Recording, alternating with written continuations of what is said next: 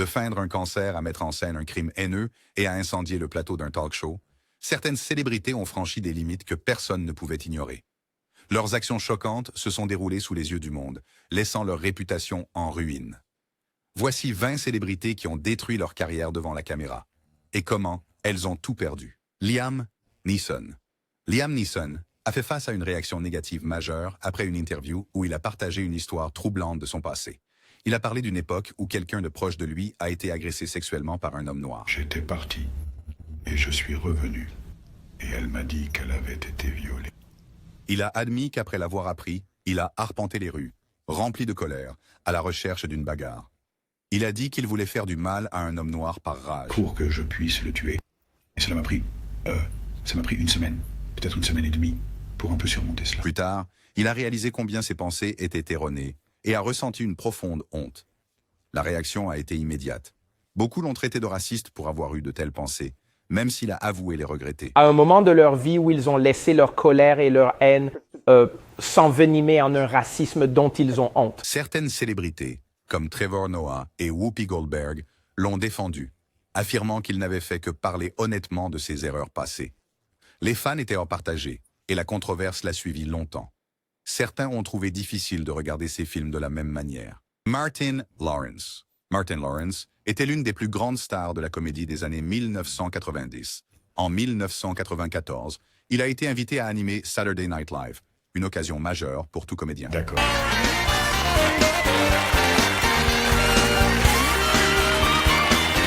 Cependant, ce qui aurait dû être un moment fort de sa carrière s'est rapidement transformé en désastre. Il a été définitivement interdit de Saturday Night Live après avoir livré un monologue d'ouverture qui est allé trop loin. Et j'étais comme, quand vais-je avoir ma chance? Quand vais-je avoir ma chance? Mais bon sang, maintenant, c'est ma chance. Connu pour sa comédie brute et non filtrée, il a repoussé les limites ce soir-là, en faisant des remarques grossières sur l'hygiène personnelle et les corps des femmes.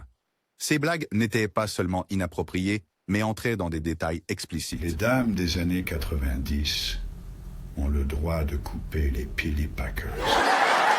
À un moment donné, il a parlé de la façon dont les femmes devraient mieux prendre soin d'elles, décrivant les choses d'une manière à la fois offensante et inutile. Il a utilisé un langage vulgaire pour parler des relations et a fait des commentaires gênants qui ont dépassé les limites pour la télévision en direct. Je dois dire quelque chose. Certains d'entre vous ne se lavent pas correctement les fesses. Le monologue est devenu si scandaleux que NBC a dû le couper de toutes les diffusions futures, le remplaçant par un avertissement expliquant pourquoi il avait été supprimé. Bien que nous, à Saturday Night Live, ne prenions pas position sur cette question d'une manière ou d'une autre, Cet incident a eu de graves conséquences pour Lawrence. Saturday Night Live l'a interdit de paraître à nouveau dans l'émission. Et la controverse l'a suivi pendant des années. Juliana Rancic. Juliana Rancic est devenue l'une des personnes dont on a le plus parlé sur Fashion Police de mais pas pour une bonne raison. Lors d'un segment sur la cérémonie des Academy Awards 2015, elle a fait un commentaire sur la coiffure de Zendaya qui a causé une grande controverse. Elle a dit que les dreadlocks de Zendaya lui donnaient l'air de sentir l'huile de patchouli ou l'herbe. Beaucoup de gens ont vu cela comme un stéréotype offensant. Zendaya a rapidement répondu sur Instagram. Elle a dit qu'il y avait une grande différence entre faire une blague et être irrespectueux. Elle a expliqué qu'elle portait ses cheveux naturels pour célébrer leur beauté et s'est sentie déçue par les mots de Rancic. Le post a reçu un énorme soutien en ligne et les gens ont commencé à critiquer Rancic. Rancic s'est excusée, d'abord sur Twitter, en disant qu'elle ne voulait offenser personne.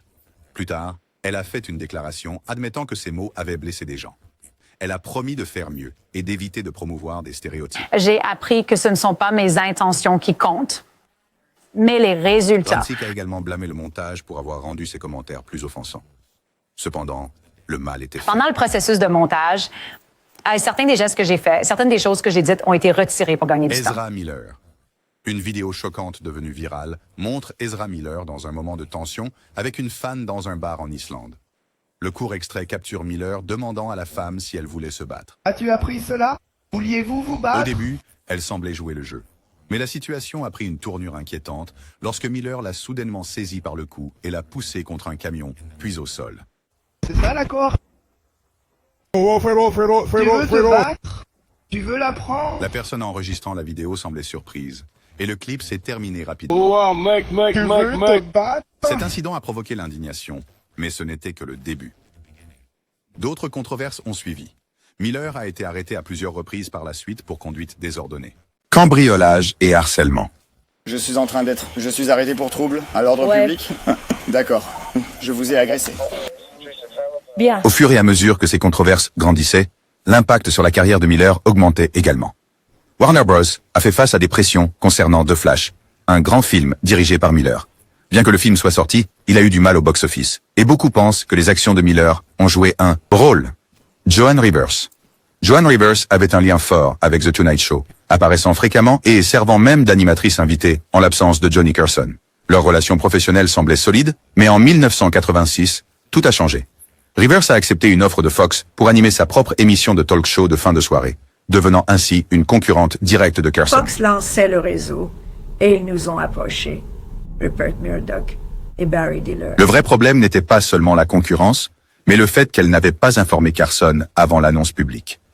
Lorsqu'elle l'a appelé pour lui dire, il a immédiatement raccroché. Elle a essayé de rappeler, mais il a refusé de lui parler. Rivers a expliqué plus tard que NBC évitait toute discussion claire sur le renouvellement de son contrat. Elle se sentait incertaine quant à son avenir avec la chaîne, car il continuait à reporter une réponse définitive. Totalement me renouveler. Ils étaient sous le choc quand je suis parti. Pendant ce temps, Fox était en train de lancer son propre réseau et a vu une opportunité. Ils l'ont approché avec une offre qui semblait trop bonne pour être refusée. Quand 15 millions de dollars voulaient dire quelque chose, vous savez, ce qui était une somme astronomique. Ils lui ont promis tout ce qu'elle avait déjà chez NBC, ainsi qu'un contrat de 5 ans et un accord financier significatif de 15 millions de dollars. Une somme qui changeait la vie à l'époque. Carson ne lui a jamais reparlé. Et elle a été définitivement bannie de The Tonight Show. Jimmy the Greek. Jimmy the Greek était un commentateur sportif bien connu. Il travaillait pour CBS et partageait souvent ses opinions sur le football. Cependant, une interview en 1988 a ruiné sa carrière. Un journaliste lui a demandé son avis sur le jour de Martin Luther King Jr. et sur les progrès des Noirs dans la société. Posait des questions sur l'anniversaire de Martin Luther King et les progrès que les Noirs ont réalisés dans la société. Au début, il a parlé d'équité, mais ensuite, il a fait des commentaires qui ont choqué beaucoup de gens. Il a affirmé que si les Noirs commençaient à entraîner davantage, il ne resterait plus rien pour les Blancs dans le football. Il a également dit que presque tous les joueurs étaient noirs et que les seuls emplois restants pour les Blancs étaient des postes d'entraîneurs. Je veux dire, tous les joueurs sont noirs. Je veux dire, la seule chose que les Blancs contrôlent, ce sont les postes d'entraîneurs. Ces commentaires se sont rapidement propagés et les gens étaient en colère. Beaucoup ont appelé la station de télévision pour se plaindre. CBS a dû prendre une décision difficile. La chaîne était sous pression pour agir. Peu de temps après, CBS l'a licencié. Joaquin Phoenix. Joaquin Phoenix avait déjà construit une solide carrière d'acteur, mais son interview en 2009 dans un talk show de fin de soirée a dérouté beaucoup de gens. Lors de son apparition sur l'émission de David Letterman, il avait l'air très différent. Il avait une barbe épaisse, portait des lunettes de soleil et parlait d'une manière lente et maladroite. Tu as une belle barbe et oui, merci. ouais.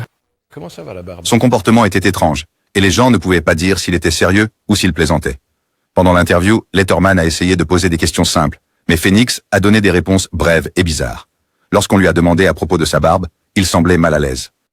Je suis d'accord avec ça. Maintenant, tu me fais me sentir bizarre à ce sujet. Je suis désolé, je te mets mal à l'aise avec ça. Lorsque Letterman a loué son jeu dans un film récent, Phoenix a à peine répondu. Et vous étiez formidable dans le film. J'ai vraiment apprécié votre travail. Merci. Au lieu de cela, il a mentionné qu'il quittait le métier d'acteur pour se consacrer à la musique hip-hop, ce qui a surpris le public. Letterman a fait des blagues, et la foule a ri. Mais Phoenix est resté silencieux et impassible. J'espère que vous reconsidérerez cela et que vous reviendrez à la comédie parce que vous êtes vraiment... Vous savez, personne n'est vraiment meilleur que vous. Après l'interview, beaucoup ont cru qu'il traversait des difficultés personnelles. Son comportement semblait si inhabituel qu'Hollywood s'est éloigné de lui. Gwyneth Paltrow. Oh oui, Gwyneth Paltrow. Plus tard, il a été révélé que tout cela faisait partie d'un acte planifié pour un documentaire appelé I Am Still Here. Cependant, les dégâts étaient réels. Beaucoup de studios ont cessé de lui proposer des rôles, et il a fallu plusieurs années de grandes performances pour réparer sa réputation. Rachel Ziegler. Rachel Ziegler est rapidement devenue une étoile montante après avoir joué dans West Side Story en 2021. Mais sa carrière a subi un coup dur lorsque des controverses ont entouré son rôle dans le film live-action Blanche-Neige de Disney. Bien que de nombreux fans aient déjà été sceptiques quant au remake, les commentaires de Ziegler sur le classique animé original ont énervé encore plus de gens. Lors d'une interview, elle a critiqué le film de 1937. en disant qu'il était dépassé et avait besoin d'une approche moderne. Elle a rejeté l'histoire d'amour entre Blanche-Neige et le prince, affirmant que le personnage devrait plutôt se concentrer sur le leadership. Elle a même plaisanté en disant qu'il faudrait supprimer le prince complètement, le qualifiant de harceleur. Avec le type qui la harcèle littéralement. Oui, Bizarre. bizarre. Les fans du film original n'étaient pas contents de ces déclarations, affirmant qu'elle ne montrait aucun respect pour le classique. La réaction a empiré lorsque Ziegler a admis qu'elle n'avait jamais été fan de Blanche-Neige, disant qu'elle l'avait regardée une fois enfant et ne l'avait jamais aimée. Beaucoup se sont demandé pourquoi elle avait accepté le rôle si elle n'aimait pas autant l'original. Son attitude lors des interviews n'a fait qu'alimenter les critiques et les fans ont commencé à appeler au boycott de ses films, y compris le préquel de Hunger Games. Ce qui devait être un rôle déterminant pour sa carrière a fini par nuire à sa réputation. Vanilla Ice. Vanilla Ice était une grande star en 1990 avec Ice Ice Baby, mais son succès n'a pas duré. Sa carrière musicale a commencé à s'effondrer après quelques chansons ratées. Puis, un moment choc sur MTV a aggravé les choses. En 1999, il a été invité à 25 Lames, une émission où des comédiens se moquaient des mauvais clips musicaux. Et ceux-là, vous ne les verrez plus jamais, car nous allons, je suppose, les détruire. Au lieu de simplement rire de sa propre vidéo, on lui a donné une batte de baseball pour détruire la cassette d'Ice Ice Baby. Probablement, messieurs. D'accord. Je ne sais pas, Vanilla Ice. Comment ça va? Je ne savais pas si... Vanilla Ice.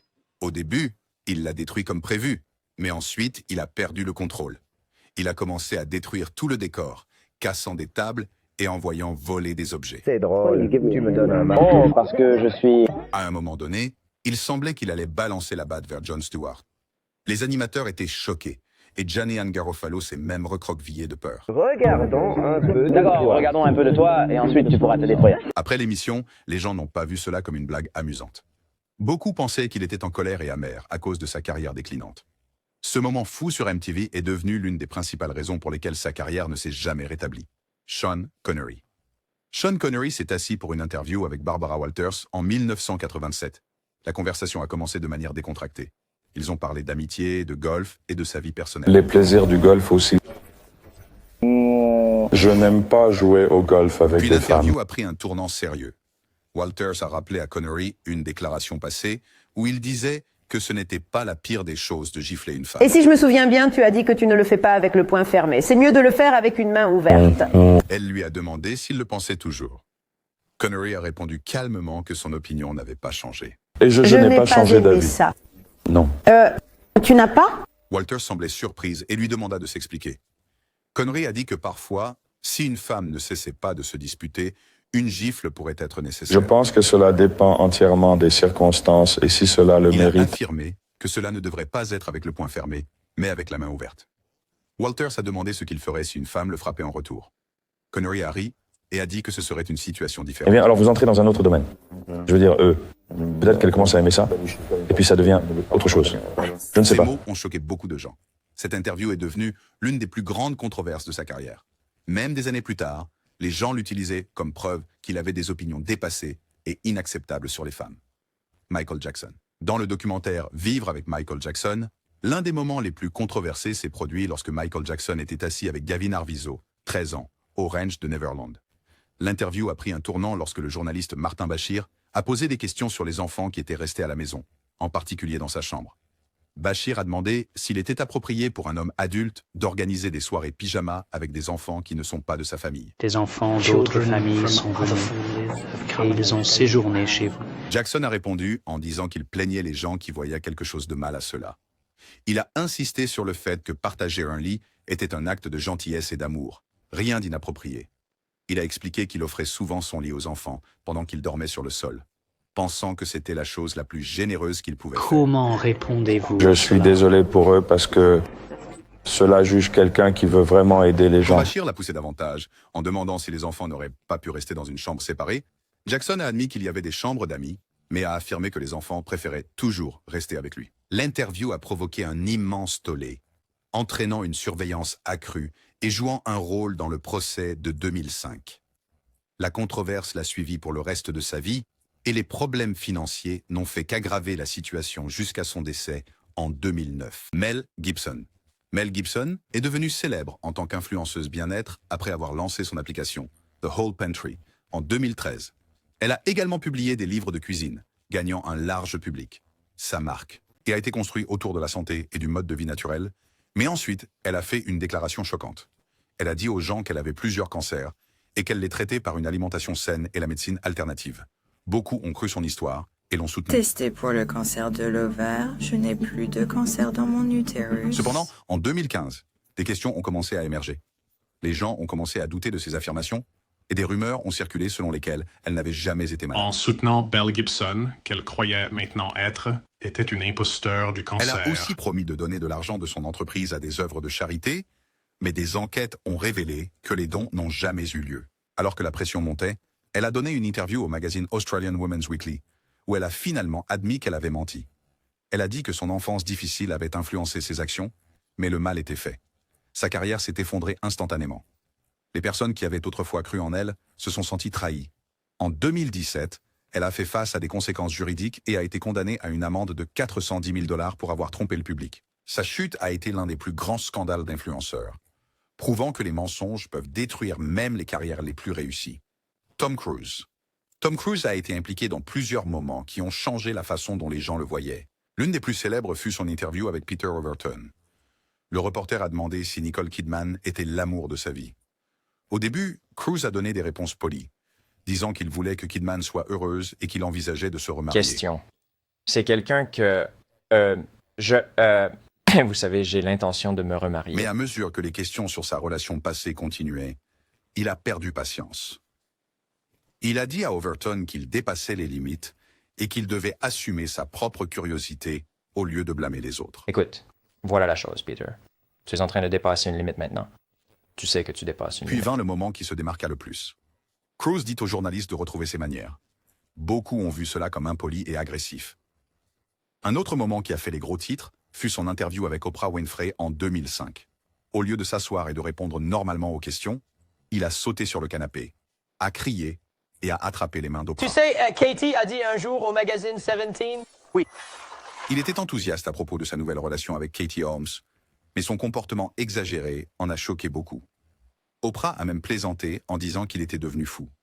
Cette interview est devenue l'un des moments les plus moqués de l'histoire des talk shows. Pour en discuter avec elle personnellement, mais vous savez... Après ces incidents, les gens ont commencé à voir Cruise différemment. Beaucoup pensaient qu'il se comportait étrangement, et certains ont même commencé à ne pas l'aimer. Will Smith. La scène des Oscars est devenue le centre d'une controverse lorsque Will Smith est monté et a giflé Chris Rock devant le public. Le moment choquant est survenu après que Rock a fait une blague sur la tête rasée de Jada Pinkett Smith, en référence au film G.I. Jane. Jada, qui a de l'alopécie, n'avait pas l'air amusé. Au début, Smith a ri de la blague, mais quelques secondes plus tard, il est monté sur scène et a giflé Rock. Oh wow. Alors que Smith retournait à son siège, il cria 2 fois, disant à Rock de ne pas mentionner le nom de Jada. L'ambiance dans la salle changea complètement. Rock, essayant de continuer le spectacle, semblait stupéfait, mais géra la situation de manière professionnelle. Ne prononce pas mon putain de nom. Wow, mec. Oui. Cependant, le mal était fait. L'Académie l'a banni pour 10 ans, et beaucoup à Hollywood ont pris leur distance avec lui. Sa carrière autrefois inarrêtable a subi un coup majeur, avec des projets retardés ou annulés. Bobcat Goldthwait. Bobcat Goldthwait n'était pas étranger au comportement chaotique dans les talk shows, mais son apparition dans The Tonight Show avec Jay Leno en 1994 a été l'un des moments les plus irresponsables de sa carrière. Goldthwait faisait la une des journaux non pas pour sa comédie ou son jeu d'acteur, mais pour avoir détruit des plateaux de fin de soirée. Lorsque Jay Leno l'a présenté, le public savait déjà qu'il pourrait se passer quelque chose de scandaleux. Pendant leur conversation, Goldthwait ne semblait pas désolé. Au lieu de cela, il plaisantait sur le fait qu'il devait devenir fou pour rester pertinent pendant la saison des audiences. Non, je dois devenir fou. Non, tu n'as pas besoin de devenir fou. Je sais que je dois devenir fou. Il s'est fou. sarcastiquement qualifié de grand modèle pour les enfants, ajoutant que les jeunes avaient besoin de plus de figures comme lui. Eh bien, vous voyez-vous comme un modèle pour nos jeunes? Je pense que je suis un excellent modèle pour les enfants. Puis est venu le moment le plus choquant. Il a sorti du liquide à briquet et un briquet, mettant le feu à sa chaise. Leno et l'équipe ont réagi avec stupéfaction, exigeant qu'il s'assoie sur la chaise en feu. Goldthwait a refusé, tentant de désamorcer la situation. Assieds-toi! Je ne suis pas dedans. Assieds-toi sur cette chaise! Les répercussions ont été immédiates. La cascade n'était pas juste pour rire.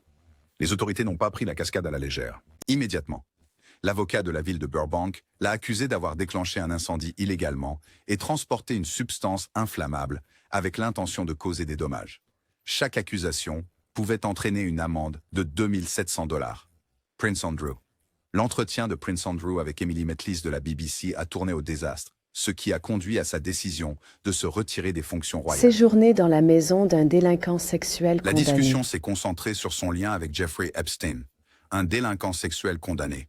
Au lieu de prendre ses distances avec Epstein, le prince Andrew a tenté de justifier leur relation en disant que cela lui offrait des opportunités bénéfiques. Cette déclaration seule n'a pas plu au public. C'était un endroit pratique pour Les rester. choses se sont aggravées lorsqu'il a nié avoir jamais rencontré Virginia Roberts, l'une des accusatrices d'Epstein, même si une photo largement diffusée les montrait ensemble. Ces tentatives pour s'expliquer n'ont fait qu'aggraver les choses. Beaucoup ont vu l'interview comme une tentative d'esquiver ses responsabilités plutôt que de fournir des réponses honnêtes. Des entreprises et des organisations ont commencé à couper les liens avec ces œuvres de charité. La famille royale, souhaitant limiter les dégâts, a annoncé qu'il ne participerait plus aux devoirs publics. Jussie Smollett. Jussie Smollett était un acteur bien connu de la série télévisée Empire, mais en 2019, il est devenu célèbre pour autre chose. Il a dit à la police que 2 hommes masqués l'avaient attaqué tard dans la nuit à Chicago.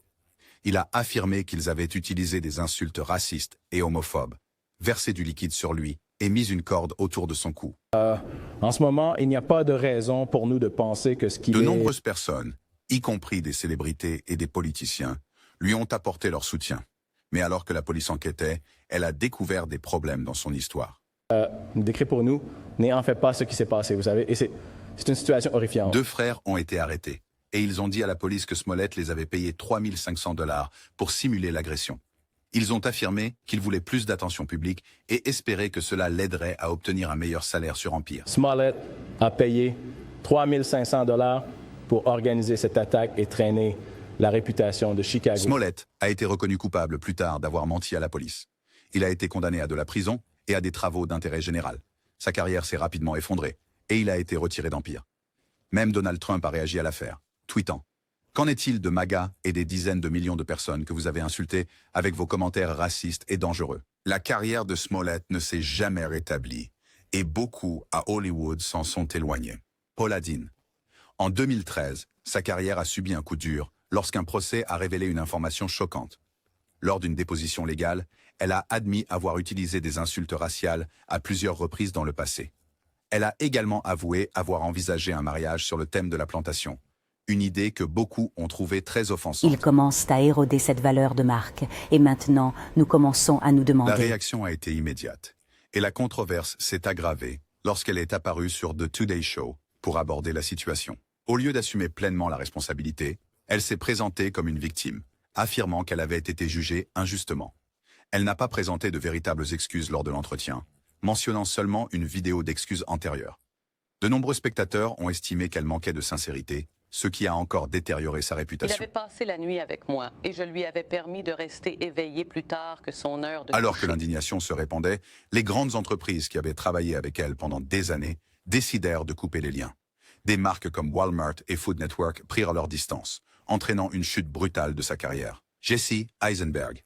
Jesse Eisenberg, connu pour ses rôles dans Zombieland et Insaisissable, était adoré par beaucoup pour ses performances vives et intelligentes.